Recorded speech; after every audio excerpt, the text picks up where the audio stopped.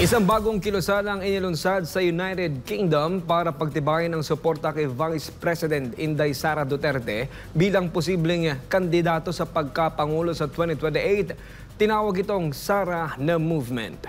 Nalayong pag-isahin ang mga taga-suporta ng pamilyang Duterte saan mang panig ng mundo. Si Rose Ann Samion magbabalita.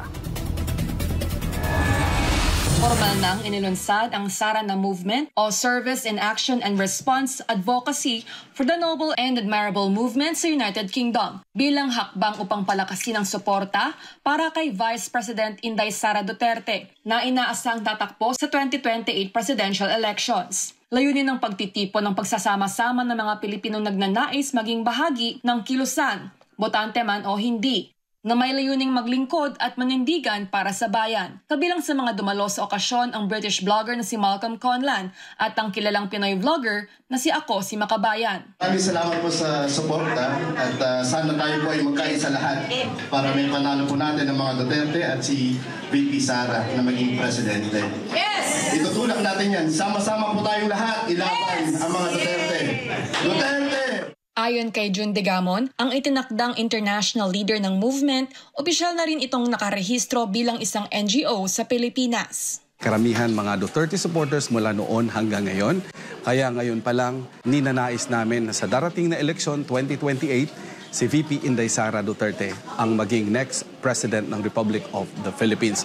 Kaya hinihikayat ko ang lahat ng mga Filipinos sa buong mundo na mag-organisa din kayo ng grupo ninyo dyan at pwede niyong tawaging Sara na Movement sa lugar po ninyo. Maraming salamat at sama-sama po tayong maging catalyst sa pag-change ng ating bansang Pilipinas. Nagpaabot rin ng suporta sa pamamagitan ng video message sina Sir Noel Kabuhat, ang nagtatag ng movement mula Davao, si Maharlika, isang online influencer, at si VP Sara Duterte mismo. Binabati ko ang Sara na Movement, UK. Ang paglunsad na ito ay patunay hindi hadlang ang distansya o lokasyon upang makapaglingkod sa bayan at masuportahan si VP Sara sa tulong ng mga Pilipinong nasa United Kingdom, mga OFW, residente at kababayan nating nagtatrabaho o naninirahan diyan. Mas lalong pinalakas ang tinig ng Pilipino para sa pagbabago. Hi sa lahat po ng Sara na Movement in the UK.